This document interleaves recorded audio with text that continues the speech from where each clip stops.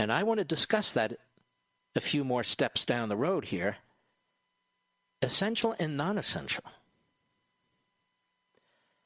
I'm following the science, ladies and gentlemen. Does the virus say it will not kill or make sick essential people?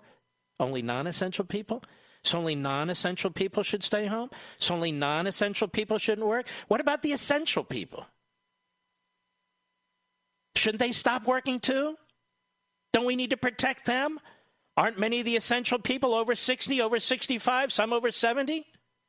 What about those essential people? What about their lives and their well-being? Essential people like cops and the military and emergency personnel. Essential people like doctors and nurses and technicians. Essential people like the truck drivers and the people who put our groceries on our shelves and the farmers and the ranchers. Or the people who are developing treatments and vaccines, we hope, or the people running assembly lines for masks and ventilators. Those are essential people. They're only working because they're essential, but what about their lives? Dr. Fauci. That's okay? Just the science now. He says, I'm not talking about the economy. Okay, I'm just talking about his science. I'll be right back. Mark Levin.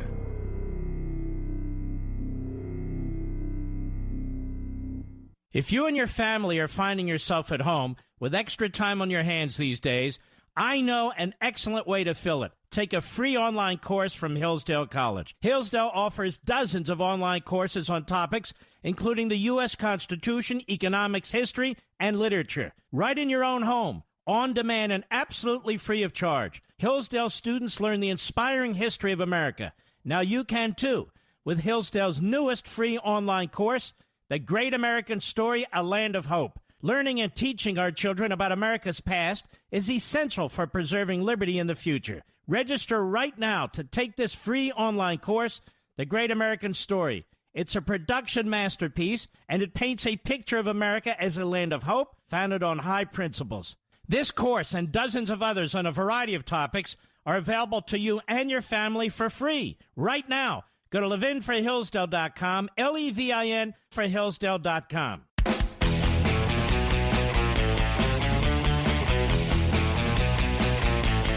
Now let's follow Dr. Fauci's logic and the logic of the reprobates in the media and the Kill America Democrat Party. What if I were to tell you that in the 1860s, the census said there were 31 million Americans in this country, a little over, about 31.5. There were 700,000 casualties in the Civil War. 700,000. Now, the science would tell us, don't fight the Civil War, right? Because if you take that number today, 310 million, that's actually more, but let's take it, that would be 7 million casualties to equate the population in 1860 to the population today. 7 million casualties, deaths. Was it worth fighting the Civil War? I would ask the public health officials and the scientists and the medical profession, was it worth fighting the Civil War to end slavery and keep the Union? I think many of us would say yes. But what would the science tell us? You see, Dr. Fauci, just the science, just the medical profession, just the public health officials, what would they tell us? They said, I don't know. I want to pursue this when I come back because I know the left will twist it because they're really quite stupid. I'll be right back.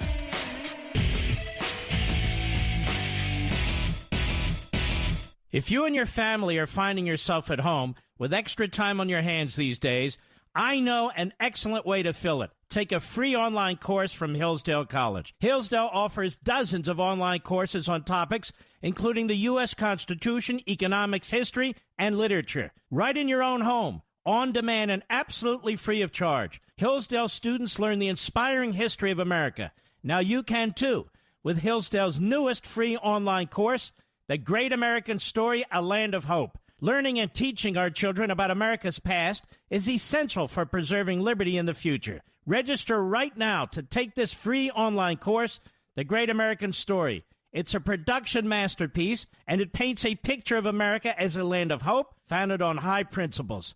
This course and dozens of others on a variety of topics are available to you and your family for free right now. Go to levinforhillsdale.com, Levin for Hillsdale.com.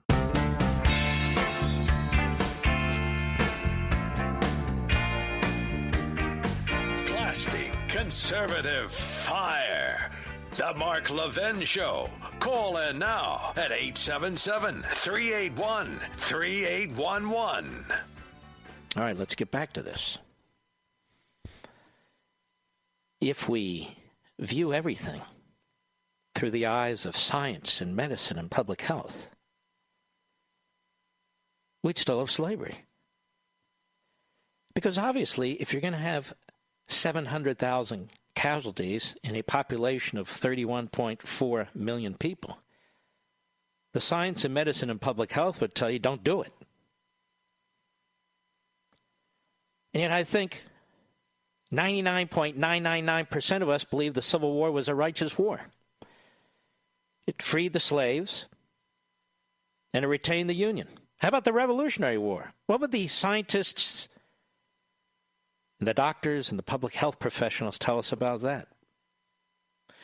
Well, Mark, in anticipation of leftists, that was different. That was a cause. Here we're just talking about staying at home. No, we're not just talking about staying at home.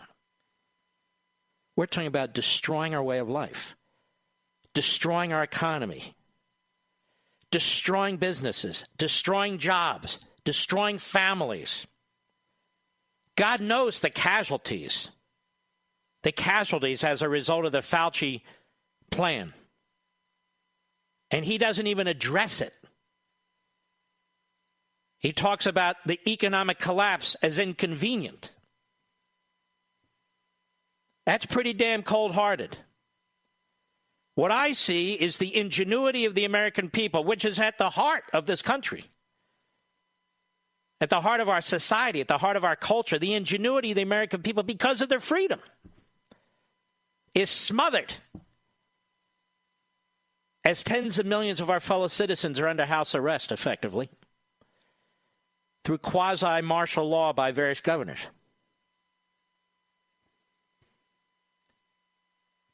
Our Bill of Rights has been severely damaged. The Constitution generally has been severely damaged. State constitutions, these governors act like they don't even exist. You know, when I hear that Los Angeles is going to have a lockdown another 3 months, and I hear about California and so forth, I say to myself, isn't there enough time for these legislatures to vote now, Mr. Producer? It's one thing at the opening, at the beginning of an emergency, and people aren't sure what's going on, and there's panic and a pandemic and so forth. But isn't it amazing these governors answer to nobody, absolutely nobody? The state legislatures, except for a few brave state legislatures suing their governor, they're not even consulted. The governor makes decisions. The governor doesn't seek legislation. And they're getting their marching orders from Nancy Pelosi, who refuses to convene the House of Representatives except after she writes a 1,850-page, $3 trillion bill, calls in her flunkies to vote. No constitutional process is complied with, no hearings, no committees, no input from we the people, no representation for we the people. And yet they claim to do this for we the people. How many more examples of totalitarianism and tyranny do we need throughout human history to see that Nancy Pelosi is a fascist? That's right, I said it. And Dr. Fauci, you sound like one too, quite frankly. And here's the thing about his science. It's not settled. There are experts throughout this country, prominent experts, who vehemently disagree with Dr. Fauci. Dr. Fauci doesn't consult them. Dr. Fauci doesn't listen to them. He doesn't even take into consideration what they have to say. So certain is he and a handful of bureaucrats that all this genius, all this experience is rejected out of hand. It's not even entertained by Dr. Fauci, the National Institute of Allergies and Infectious Diseases. When you've been director of something for 36 years, you're a pretty damn good bureaucrat. You know how to hold on, don't you? This isn't personal with me. I am disgusted. disgusted. And Dr. Fauci talks about a second wave. You see, Dr. Fauci can't lose. He can't lose. Heads he wins, tails we lose. Because he knows it's impossible for people to voluntarily starve to death. He knows it's impossible for people to voluntarily go bankrupt. He knows it's impossible for people to voluntarily become unemployed. It's irrational. Our brains don't function that way. We're not self-destructive, at least the vast majority of us. We're not going to throw our families and our children and our grandchildren into poverty because Dr. Fauci says stay at home. And yet he says, if you don't do what I say, there'll be a second round of this virus. There may well be a second round of this virus. I don't know. It's because of what you did say. According to brilliant experts and scientists and medical professionals who strongly disagree with you, Dr. Fauci, and who never get an opportunity to testify before Congress because Congress either isn't meeting or they don't call them.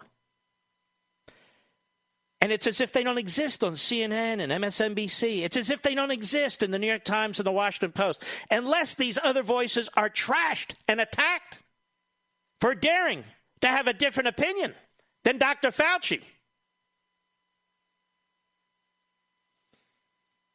I want to get back to this essential, non-essential question.